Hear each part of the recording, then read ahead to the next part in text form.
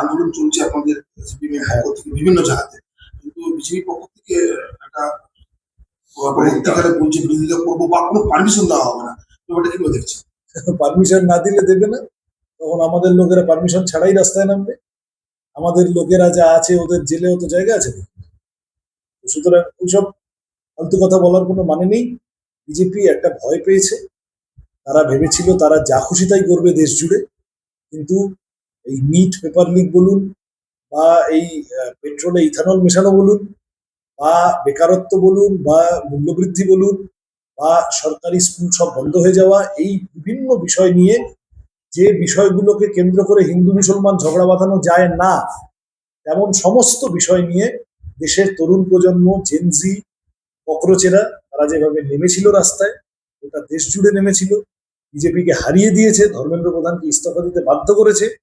যে প্রধানমন্ত্রী 12 বছরে কোনোদিন সাংবাদিকদের আপনাদের সামনে মুখোমুখি হননি, তিনি রাত 12টার সময় ফ্রান্স বলে ফেসবুক লাইভ করেছেন। এখন এই গোটাটার মানে হচ্ছে যে বিজেপি চাপে আছে।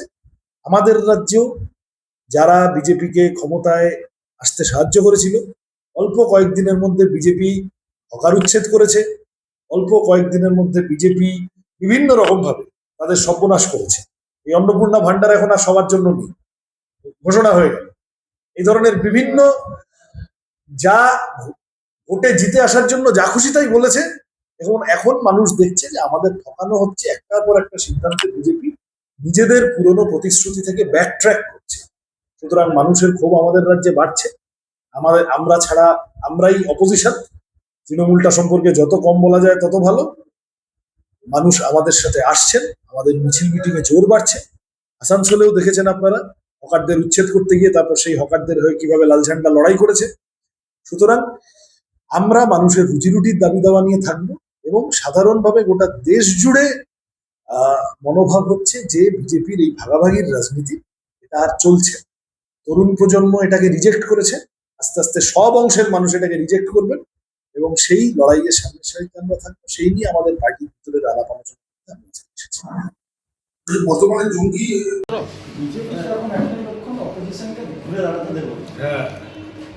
কালকে সত্যি বাজে মানে নাকি ইয়ে করা জনতা মতন ছিলেন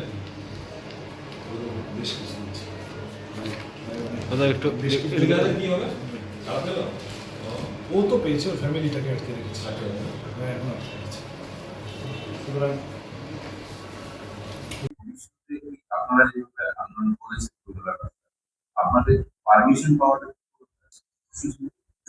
সেটা তো সরকার বলতে পারবে, কিন্তু লড়াই, আন্দোলন, বিক্ষোভ, বিরোধিতা এগুলো সমাজে হবেই।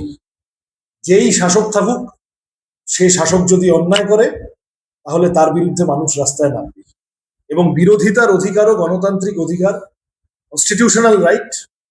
জঙ্গি ধরা পড়েছে, জঙ্গিকে ধরাটা এবং সে যাতে কোনো রকম নাশকতা করতে না পারে সেটা এনশিওর করাটা যে সরকারে গেছে, যে পুলিশ মন্ত্রক নিয়েছে, যে স্বরাষ্ট্র মন্ত্রক নিয়েছে, যার আন্ডারে স্টেট মেশিনারি আছে, তার কাজ।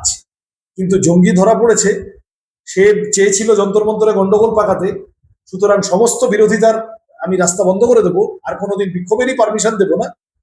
এটা স্বৈরাচার, এটা মানুষ মানবে না, কোনোভাবেই মানবে না। সুতরাং এই প্রশ্নটা অ্যারাইজও করছে না। আমি তো এখনো পর্যন্ত যা জানি সরকারের তরফ থেকে কেউ এটা বলেও, হঠাৎ আগ বাড়িয়ে মিডিয়া বলতে চাইছে কেন যে বিরোধীদের পারমিশন ইত্যাদি না হওয়া। বিরোধিতা তুমি যদি অন্যায় করো তাহলে তোমার বিরোধিতা যুগে যুগে হয়ে এসেছে, আজকেও হবে, আগামী দিনেও হবে। যেই ক্ষমতায় থাকুক না কেন, মানুষ তার বিরুদ্ধে রাস্তায় নামবেই যদি মানুষ মনে করে সে বঞ্চিত। এবং বিরোধিতার অধিকারও very much a democratic space, democratic right, আমাদের কনস্টিটিউশন। সুতরাং সেখানে সেটা কোনোভাবেই কোনো অজুহাতেই, আপনার কথাটা খানিকটা ওইরকম হয়ে যাচ্ছে যে নিট পরীক্ষায় প্রশ্ন ফাঁস হয়ে গেছে, অপরাধীদের ধরতে পারছি না, তাহলে কি করা যায়, টেলিগ্রামটাই ব্যান করে দিই। ওতে করে হয় না, অপরাধীদের ধরতে হয়। এবং এক্ষেত্রে এসটিএফ কে বাহবা দেব। এখনো পর্যন্ত যদিও অভিযুক্ত, সব প্রমাণিত হয়নি, কিন্তু যাই হোক অভিযুক্ত হয়েছে যে যে প্রশ্নে, অত্যন্ত সিরিয়াস সব অভিযোগে নাশকতা, তো সেগুলো সে জঙ্গি ধরা পড়েছে। তো সুতরাং আমরা সবাই চাই যে এই ধরনের যারা মানুষ খুন করে নিজেদের কথাটাকে অ্যাসার্ট করতে চায় সেই সব লোক ধরা পড়ুক, তাতে আমাদের সমাজের বন্ধু। তৃণমূল যখন ছিল তখন এরা কি আশ্রয় পেয়েছিল, দেখছে না।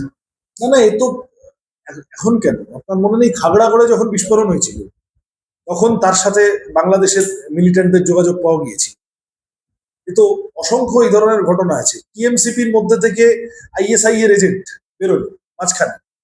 আবার এরকমও আপনি দেখতে পারবেন কাশ্মীরে আহ, জৈশ ই মোহাম্মদ না লস্করি তৈবা, আমার ঠিক খেয়াল নেই, তাদের লোক বিজেপির নেতা হয়ে বসে আছে। জঙ্গিরা এই ধরনের বিভিন্ন ক্ষেত্রে তারা আসে, তারা নির্দিষ্ট কিছু জায়গাকে সেফ স্পট মনে করে, সেফ করিডোর মনে করে, কোথাও কোথাও তারা রাজনৈতিক দলের মধ্যে ঢুকে পড়ে। পশ্চিমবঙ্গ আনফর্চুনেটলি তৃণমূল আমলে কোথাও কোথাও এরকম ব্যবহৃত হয়েছে, হতে পারে। তো সুতরাং তারা এখানে এসে এটাকে তারা ব্যবহার করছিল বলে একটা বলা হচ্ছে। এখন বিজেপি সরকার এসে এইটাকে কিভাবে কথাটাকে বলবে জানি না। আমরা সবসময় চাই যে জঙ্গিরা ধরা পড়ুক, আমরা সবসময় চাই আমাদের মানুষ তারা যে কোনো রকম নাশকতামূলক ষড়যন্ত্রের হাত থেকে তারা নিরাপদ থাকুন, আমরা সবাই নিরাপদ থাকি, আমাদের রাজ্যের মানুষ। এবং এইগুলো বাড়ে তখন যখন সামগ্রিকভাবে সাম্প্রদায়িক টেনশন বাড়ে সোসাইটিতে, তখন মানুষে মানুষে ঝগড়াঝাটির পরিবেশ তৈরি হয়, তখন জঙ্গিদের ঢুকে পড়ে লুকিয়ে পড়া সহজ হয়। জঙ্গিরা তখন সেই সাম্প্রদায়িক টেনশনের পরিবেশকে ব্যবহার করে। এই জঙ্গিদেরকে বা এই ধরনের এলিমেন্টদেরকে এক তো এদের ইন্টেলিজেন্স দিয়ে, পুলিশ দিয়ে, সামগ্রিকভাবে আমাদের যা দেশের নিরাপত্তার যা ব্যবস্থা আছে সেগুলো দিয়ে এদেরকে আটকানো যেমন দরকার, এই ধরনের মনোভাব সমাজে যাতে না বাড়ে তার জন্য একটা সাম্প্রদায়িক সম্প্রীতি, সবাই মিলেমিশে থাকার পরিবেশ তৈরি করা দরকার। সেটা যত দ্রুত সম্ভব আমরা সবাই বুঝি সেটাই।